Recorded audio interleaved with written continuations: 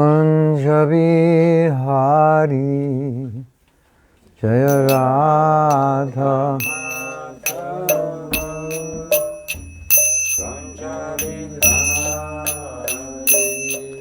Jaya Radha Madhava Kunjabihari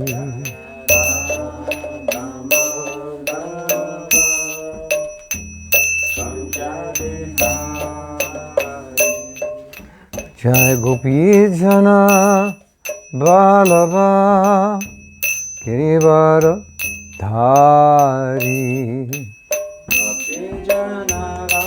Labha Girivara Dhari Gopi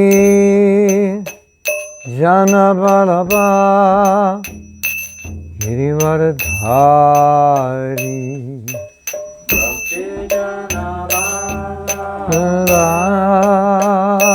Girivardhari Jasodha Nandana Prajajana Ranjana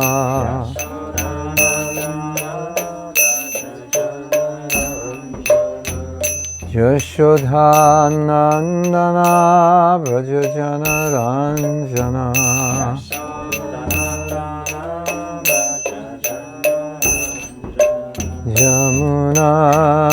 Yamuna-tira Vanachari Yamuna-tira Yamuna-tira Vanachari Tira Jaya Radha Madhava Kunjabihari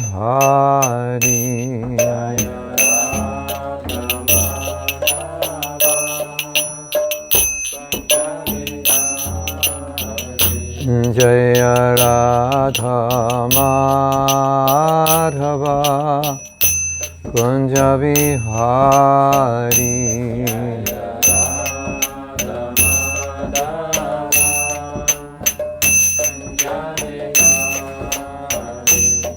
Gopi Jana Balava Girivara Dhari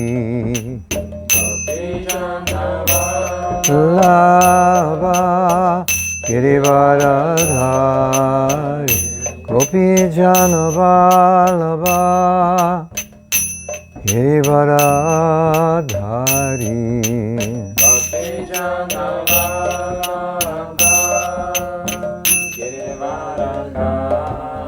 Yashodanandana Brajajana Ranjana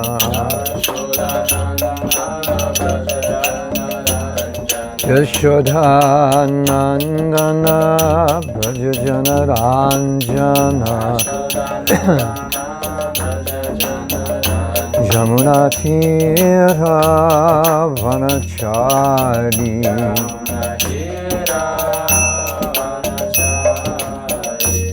Yamuna-tira Vanachari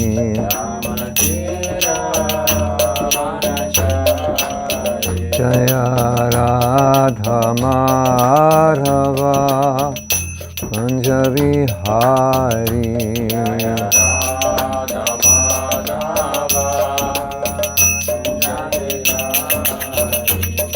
Jaya Radha Madhava Kunjabihari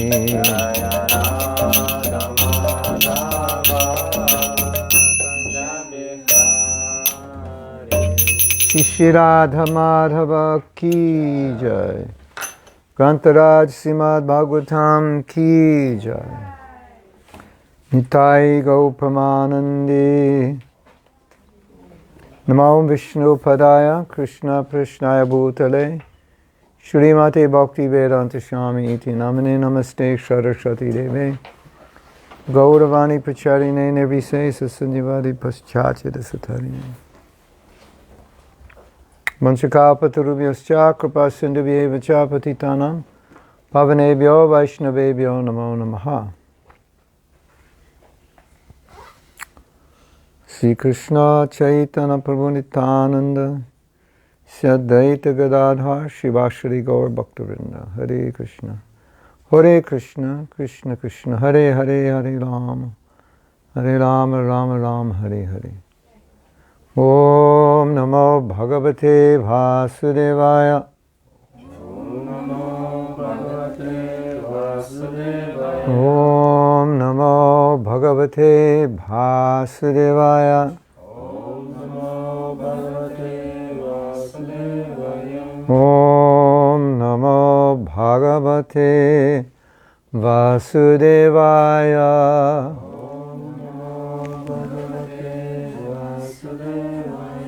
We're going to pick a volume and we're just going to do it blindfolded and we're just going to open it.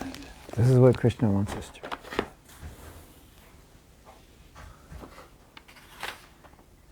But there's no purports here. This is about the Jambū-dvīpa. All right, we found a purport. This is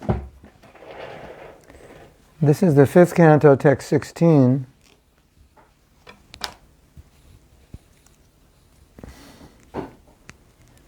This gives us some idea of the enjoyment available on other planets. In case you're interested in going there, it's a little brochure about the benefits there. This is a very long verse written in prose. I will just read the translation. This is text 20 and 21. Well, it's 2 verses. Canto 5, chapter 16, text 20 and 21. The mud on both banks of the river Jāmbū-nadi, being moistened by the flowing juice and then dried by the air and the sunshines. What kind of juice is it? Jambū juice. This is so funny. It's the juice of the Jambū fruit, but there's a company in America called Jambū juice.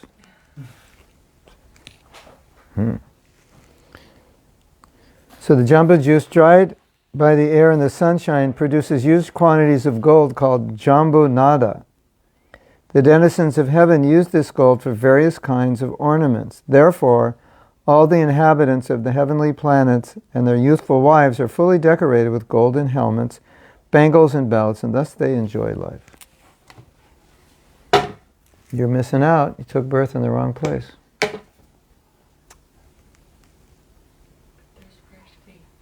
What? Fresh tea, okay. We're getting there. I'll finish this first. Actually, you took birth on the best planet. Purport. The arrangement of the Supreme Personality of Godhead. By the arrangement of the Supreme Personality of Godhead, the rivers on some planets produce gold on their banks. The poor inhabitants of the earth, because of their incomplete knowledge, are captivated by a so-called Bhagavan who can produce a small quantity of gold. However, it is understood that in the higher planetary system in the material world, the mud on the banks of the Jambū-nadi mixes with Jambū juice, reacts with the sunshine in the air, and automatically produces huge quantities of gold. Toshan's thinking, how do I get some Jambū juice? Let me try this out, I could quit my job. Right? You thinking like that?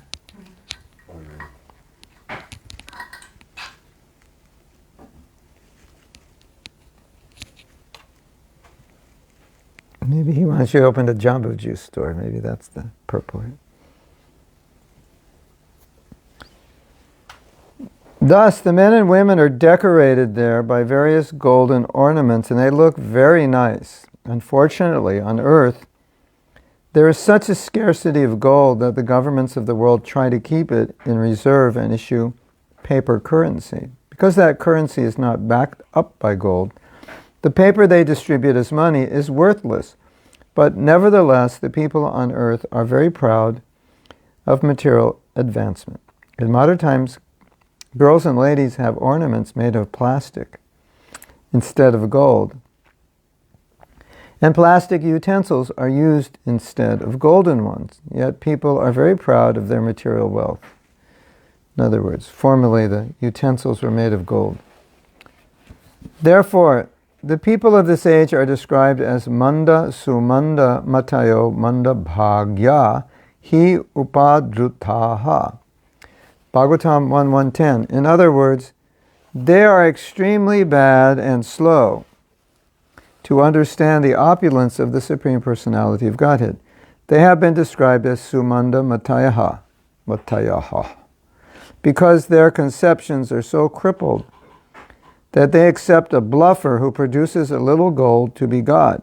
Because they have no gold in their possession, they are actually poverty-stricken, and therefore they are considered unfortunate. Okay, how much gold do you have? None? Do you have any gold? You have? In storage? Gold coins or gold ring? I have a gold ring. If we don't have gold, we're poverty-stricken. Go buy some gold today. Go to the bank and get that paper and turn it into gold.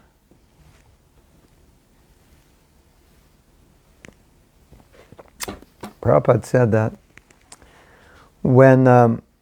traditionally when a girl was married, the presents she would get were things which had value.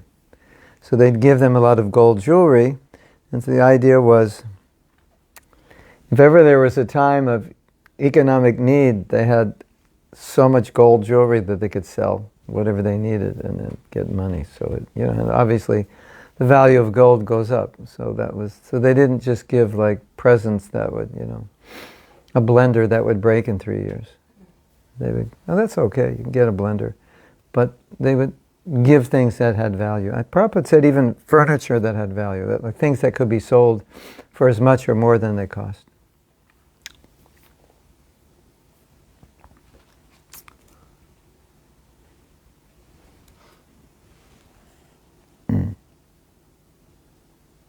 Sometimes these unfortunate people want to be promoted to the heavenly planets to achieve fortunate positions as described in this verse.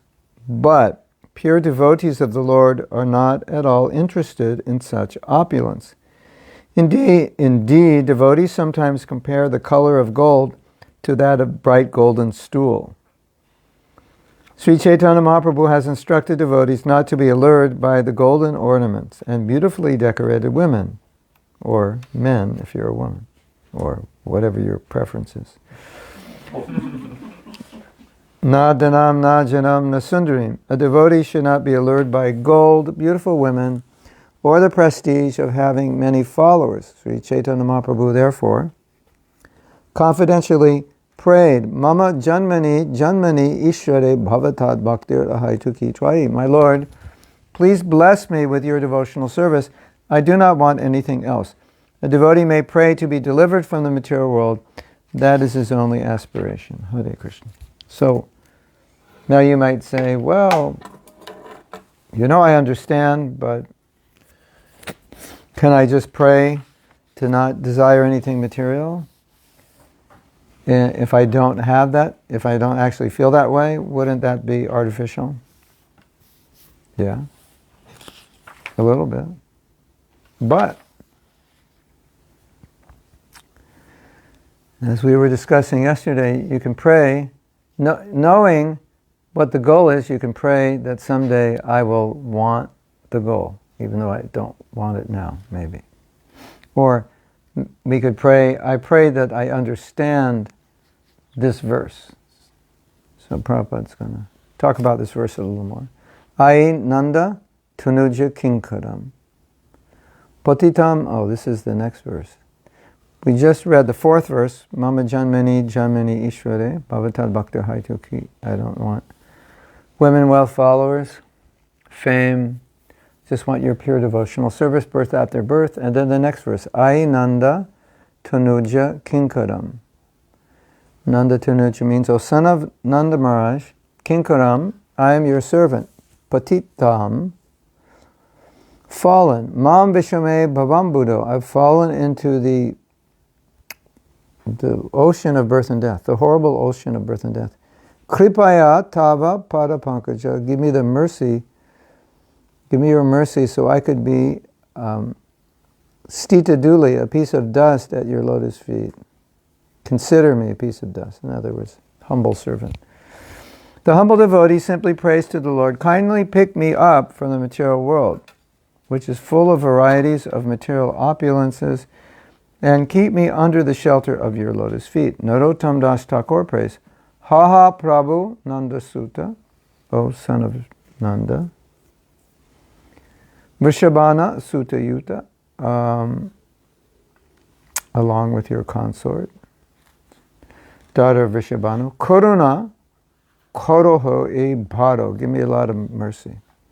But Narottama Dasa Koi, Na Tehebo Rangapoi, Tome Vina Ke Ache Tomar, same thing. Please accept me as the dust of your feet. Please do not kick me away, for I have no other shelter. So the point Prabhupada is trying to make is that in the material world, Mahaprabhu is saying, I don't want women, wealth, followers, or also the consequences of good karma, for the result of like whatever you can create with good karma. I don't want that. I just want to be a piece of dust. And so he's quoting the next verse, and this is the translation. O my Lord, O son of Maharishi Nanda, now you are standing before me with your consort, the daughter of Vrishabhanu, Srimati Radharani. Please kindly accept me as the dust of your lotus feet. Please do not kick me away, for I have no other shelter. This is the song called Hari Hari Bipale. I came to the material world thinking it was nectar, but it was actually poison. And this is the last line of that song. Although taking human birth, I drank poison as if it were nectar. And I suffered, and I need your mercy. Similarly, Prabodhananda Saraswati indicates that the position of the demigods who are decorated with golden helmets and other ornaments is no better than a phantasmagoria. The Sanskrit for phantasmagoria. I mean, it's like pie in the sky. It's not real. You heard that word, phantasmagoria? Yeah. I think when I told Prabhupada we wanted to be a rock band, I think he used this word, that it will be phantasmagoria. Like it's just a pipe dream, like it's not going to happen.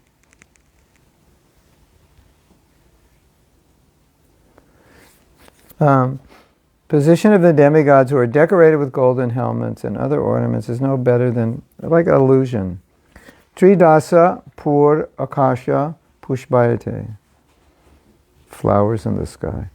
The devotee is never allured by such opulences. He simply aspires to become the dust of the lotus feet of the Lord.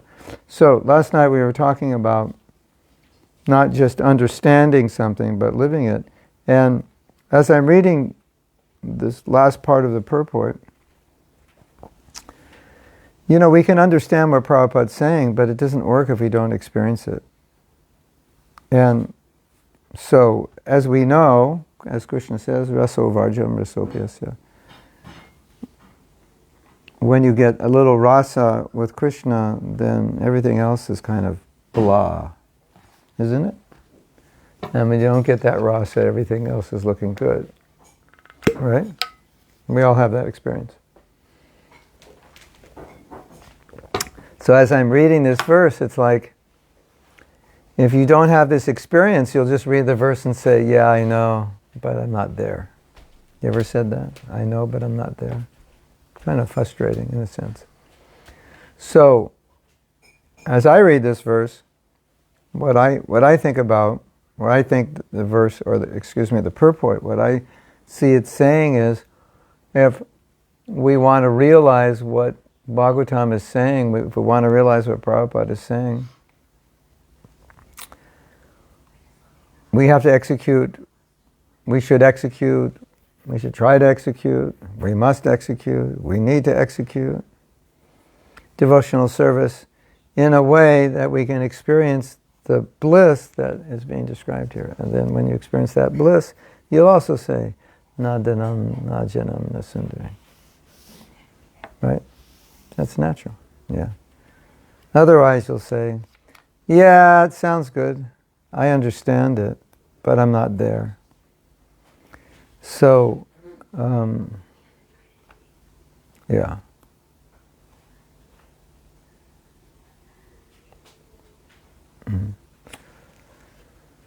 So one of the basic themes of Bhagavatam is that attachment to Krishna, love for Krishna, some attraction to Krishna, some taste for Krishna, something Krishna produces natural detachment. It just happens that way. And sometimes we joke, you get to this state when you first become a devotee, and it's like your life changes to the point where the things you used to do don't give you any pleasure anymore, and that's why we become devotees. There's nothing left for us, but then we're not tasting the spiritual enough, and then we're in limbo. You know that limbo state. You don't want to be in limbo. It's not a good place to be.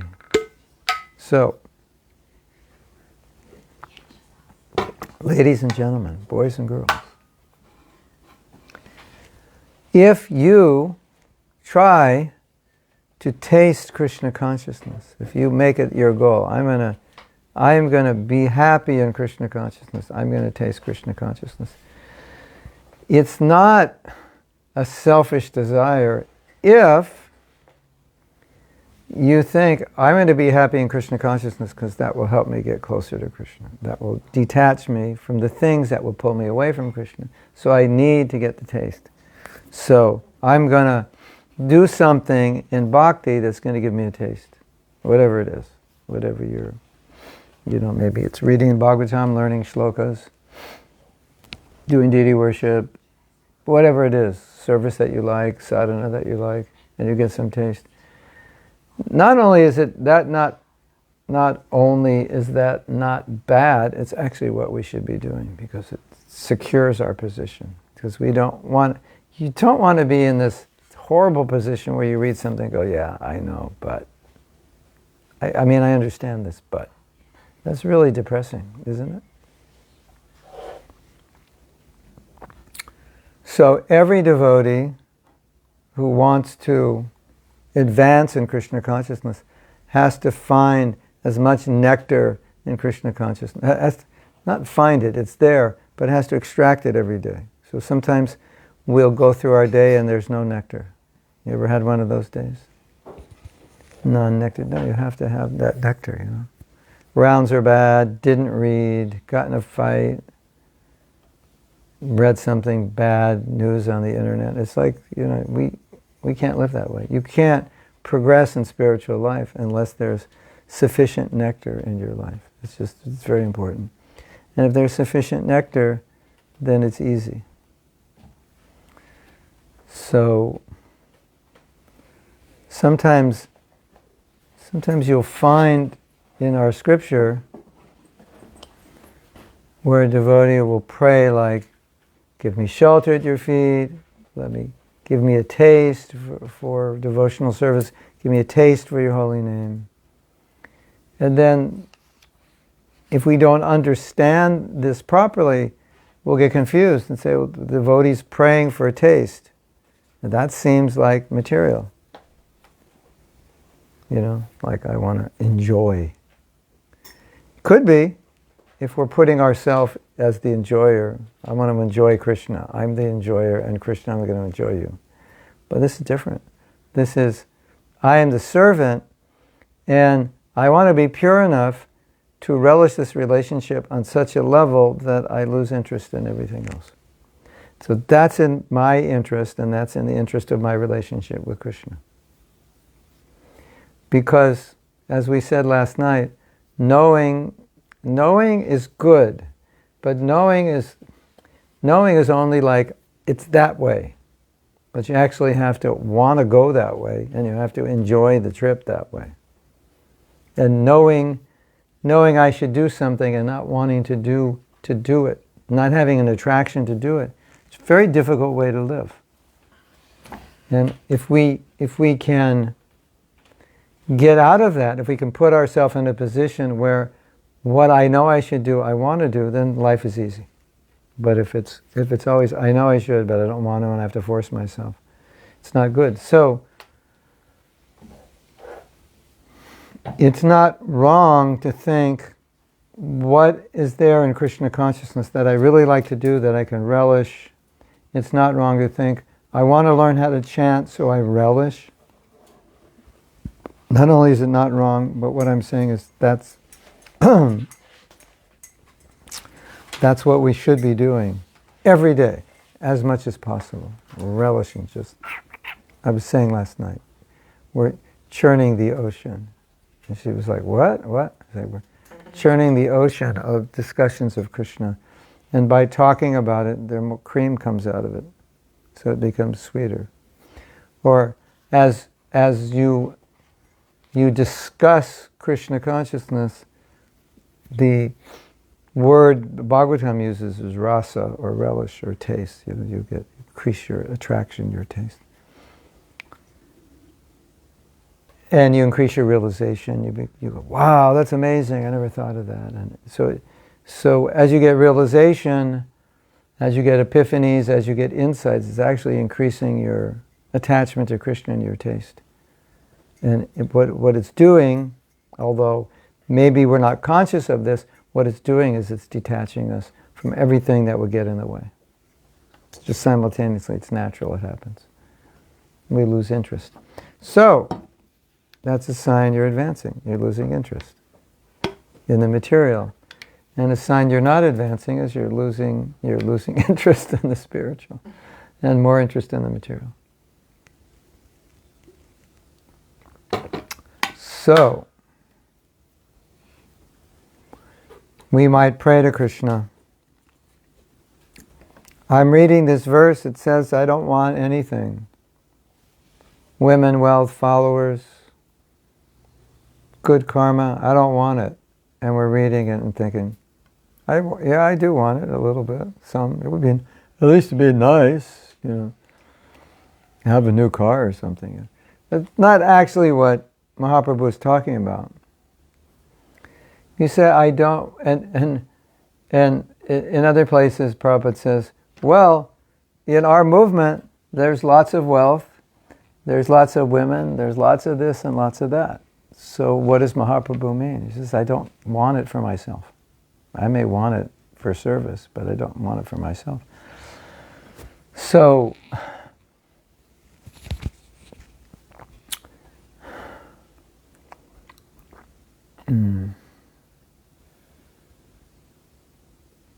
yes.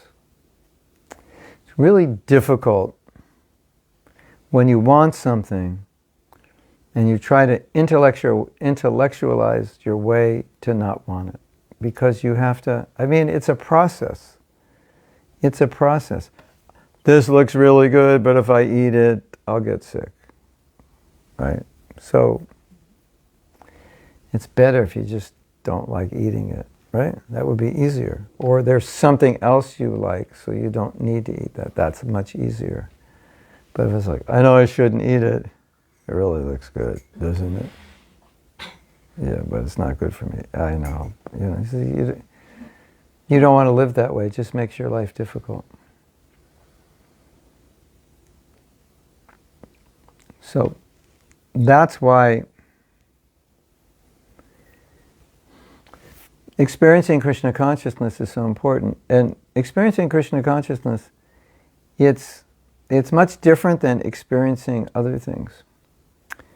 Because to experience sensual pleasure, it doesn't really require, you have to be on a certain state of consciousness. It may be some way you like to appreciate Beethoven or something. But in general, you can appreciate some music and some art and some movie and some food. just because the senses appreciate things. But to appreciate the holy name, it requires purification. To appreciate the Srimad Bhagavatam requires purification. So if we don't make the effort to study regularly, to chant properly, then it's like Queen Kunti said in the Bhagavatam. She said, there's a veil of, you're covered by a veil of Maya. And it's quite frustrating, isn't it? When you know Krishna's there, but you're like licking the jar of honey, and you know the honey's inside, and you just, all you taste is a jar. It's quite frustrating. And the honey's there, but I can't get it. I don't know how to open the jar. And so we bring that upon ourselves if our execution of devotional service is not done sufficiently and sufficiently well. Then we don't access. We access, it's kind of like we're accessing the shadow. What's for prasadam? Here's your shadow, here's your, eat the shadow, see how that works. Ever felt that way? I'm chanting a shadow mantra, it's not the real mantra. I chant it all day and I'm still not full. Like eating shadow food. Good for weight reduction, but it doesn't satisfy you. So,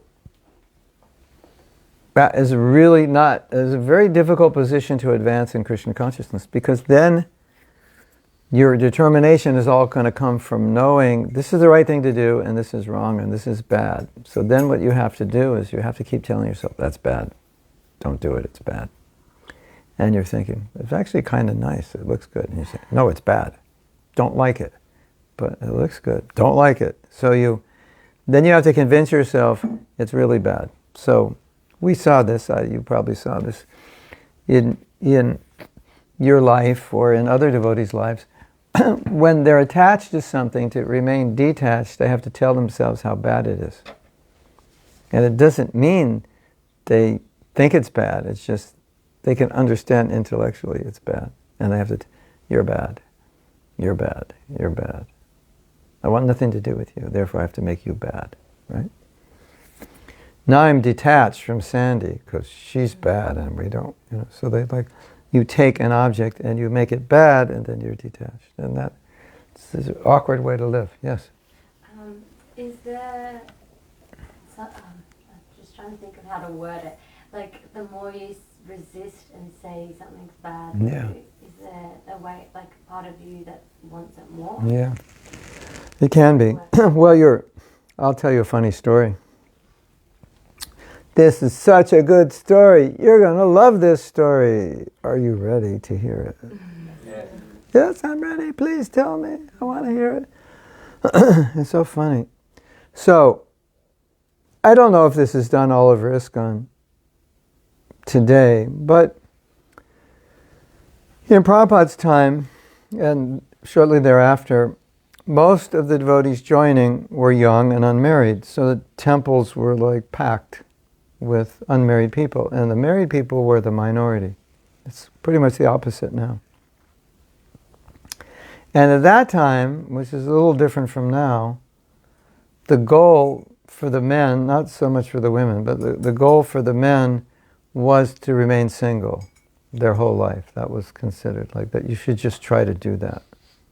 Or as long as you can. It'll be better. Your life will be simple.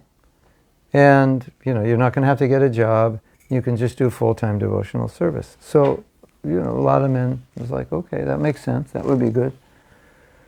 And so they would give brahmachari classes, for the men to kind of help them stay on focus. But because they were young and immature, often those classes were all about how bad it is to be married and how, entangling it is to be married and how difficult it is and how much Maya comes in association when men and women combine. It just, there's so many problems like that. And then, of course, those classes would often talk about some description of how sexual attraction is just going to cause you misery. So you have to talk about women. They end up talking about women and sex in the class. So after one class, one devotee, and he was totally serious. He said, Maharaj, that class you gave on that brahmacharya class you gave, I'm completely agitated because the whole class you were talking about women and sex. So we have found that the unmarried men who were the most vocal about how bad grihastha life is and how entangling it is and all the faults of women, they were saying that because they were attached, but they didn't want to get married. So the strategy was just say bad things about it. You know, it's like if I don't want you to eat sweets, I'll go, with sugar, they make sugar and what's in it and you know what it does to you. And it's like, to get you sick. But the next day you see the sweet and eat it because you like sweets. So, too much aversion is always a bad sign. It's always a sign that someone's trying to compensate generally. We can't say always, but someone's trying to compensate for their attraction for something they shouldn't be attracted to because it's not healthy, or they think it's not healthy. They don't want to be attracted to it. So they're trying to compensate by telling themselves how bad it is. Like if a young man is attracted to a woman, he's like, oh my God, she's so beautiful, she's just my style. But he wants to remain a brahmachari, he'll have to start making up stories, yeah, but if I will go in the ladies' bathroom, it just smells bad, and the body's just, blood pus. I have to go somewhere to get sickened by it. And I have so many friends, they're married, and it's like, they have kids, and they're working, and blah, blah, blah. So that is a process. It's called jnana yoga. Jnana yoga is to just analyze the nature of the world. It's temporary, things are going to die, we're going to change, you're not a physical being, so you're not happy unless it's spiritual. That's good, it's necessary.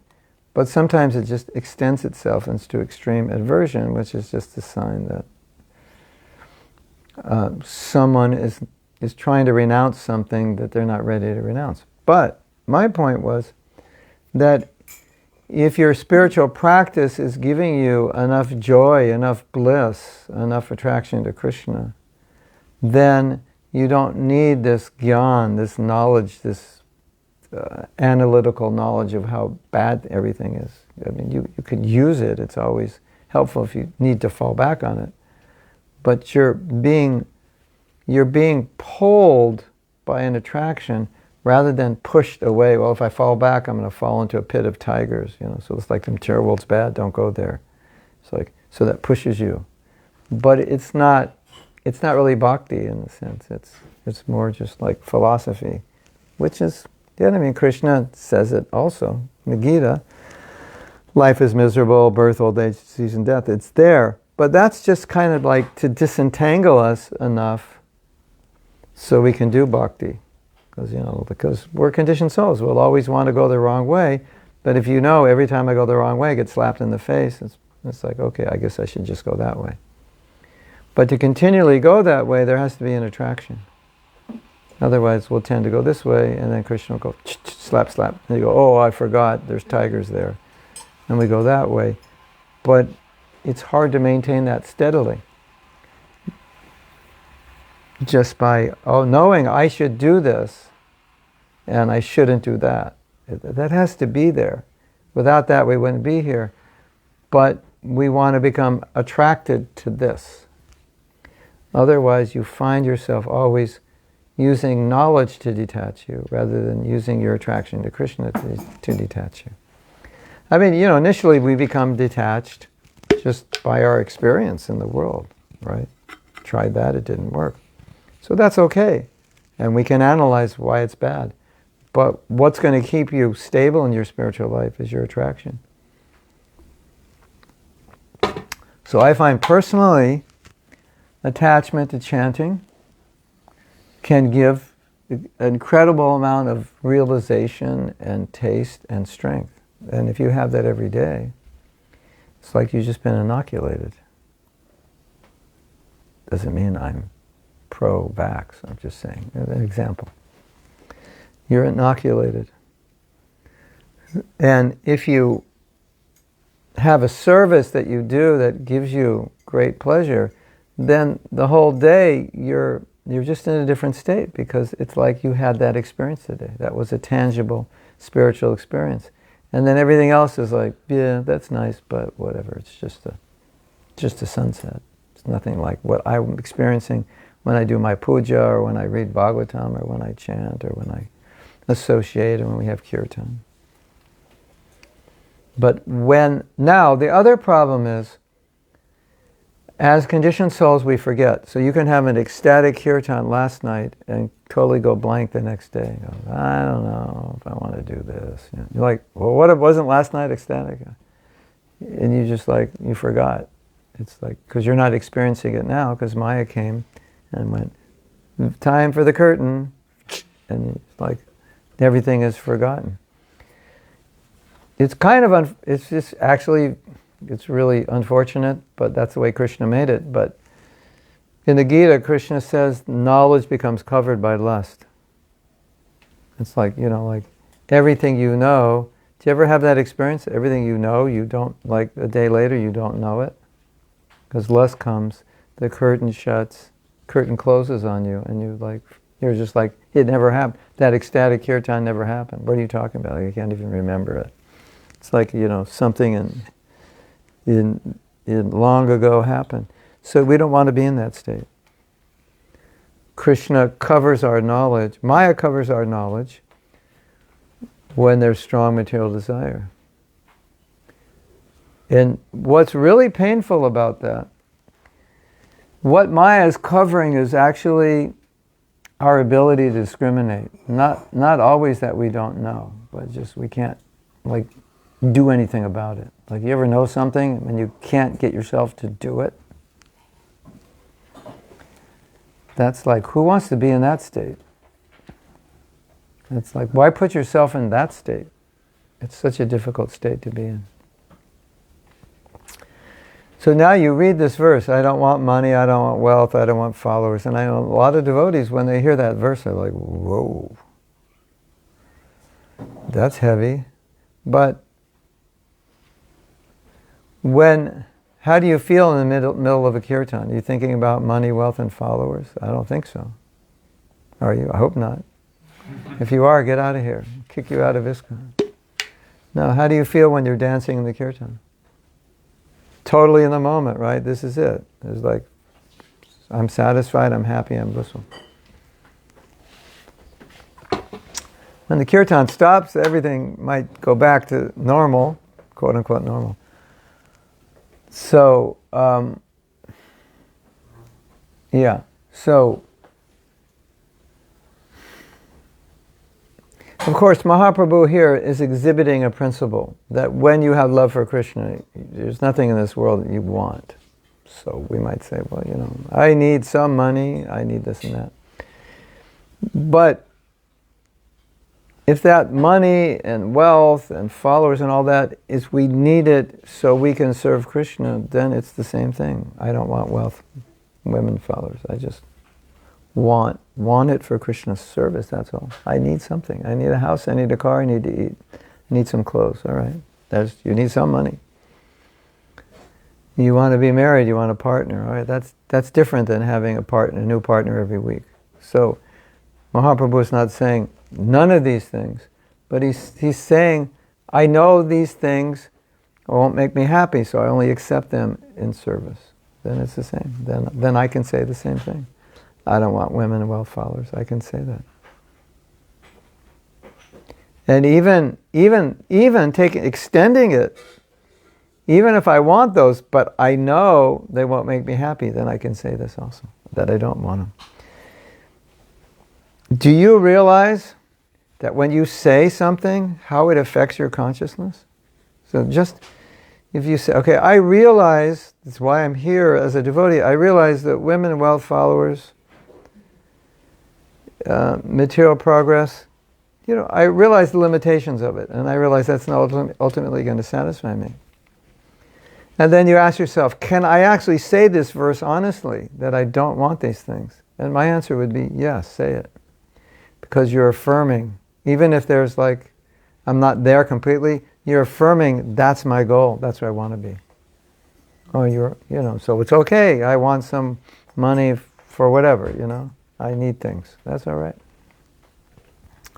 But I'm affirming that I only want money for Krishna service and my basic necessities. And I'm affirming that this is not the goal of life. So I can say it. And by saying it, it's very powerful. I don't want it. So you should try it. Like whatever, this is going to could sound weird to you, but if there's something that you want that you know is unhealthy for you, or unhealthy for your bhakti, just say I don't want it and see what happens. It's very interesting. Yeah. Like, let's say in terms of money, if I say I don't want money, but like we need money for things you mentioned. Then I come back next year and he's like homeless on the street. They go, oh yeah, what you said in class really worked. His wife left him, he's like. We understand when we say this, I don't want money for sense gratification. That's what we're saying. Like we were saying last night, like Krishna can give you followers, he can give you wealth, he can give you everything. Prabhupada talks about that a lot. Say, we don't want these things, but we have them, and we're not attached to them. Right? So if you're a guru, you have lots of disciples, and at least half are usually women. So you have women, you have followers, people give you donations, or you write a book and you sell 1 million, you have money. So that's not a problem. But that's not the goal of your life.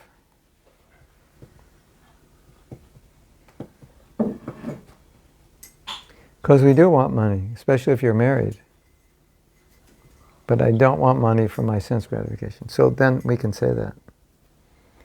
If your business is going well and you're getting attached and you're like, I'm not giving any donations, I'm just, saving it all to buy a Mercedes, you think, well, probably a Toyota is good enough. Then it's like you need to say Nadanam like all the time. But otherwise, no. It's not a problem. But anyway, this is a verse Mahaprabhu gave, so you just have to adapt it according to your realization. Like, so you're married, so you can say, I only want one woman, I don't want any other women. That's your sundering. I don't want beautiful women. I just want one. One's enough.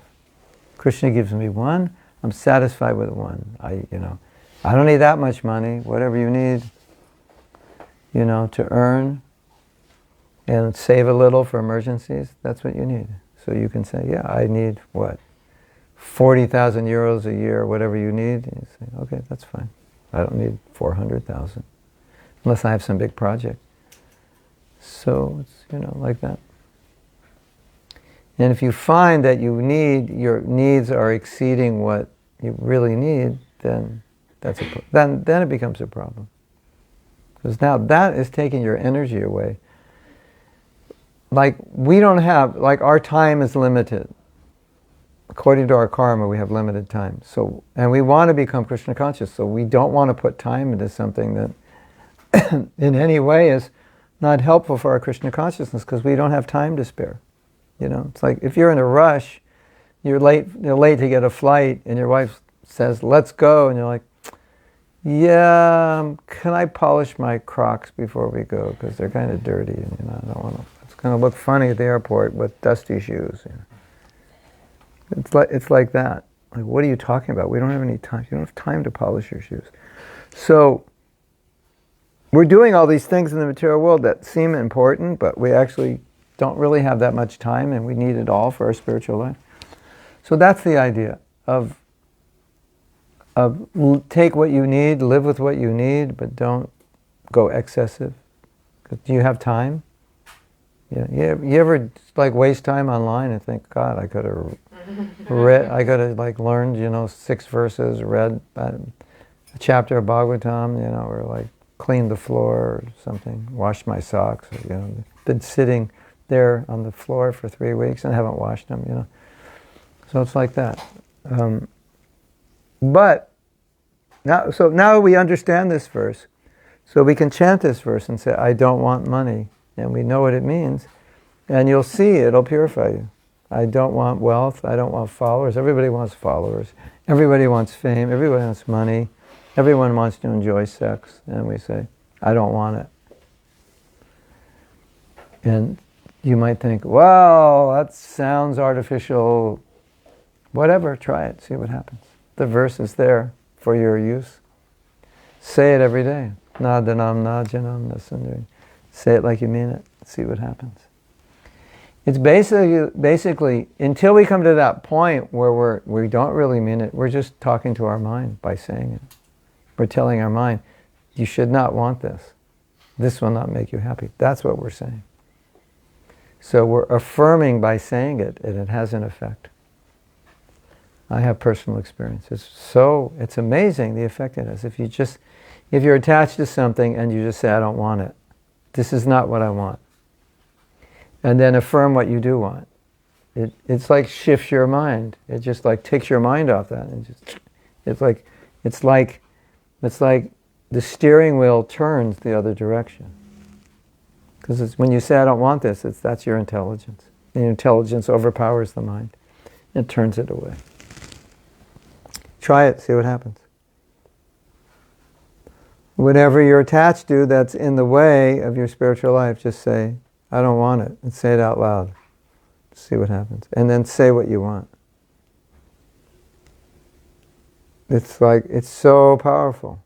That's, it's like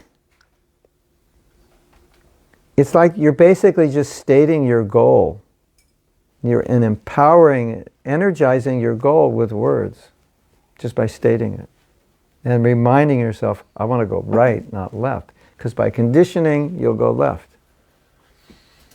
And so you're telling your mind, no, not left, right. We decided, 7 years ago when I became a devotee, right, you keep going left. I'm not going left. Stop turning left. I'm not going there. I don't want it. I'm going right. That's what I'm doing. And you'll see how that affects you. It's so simple.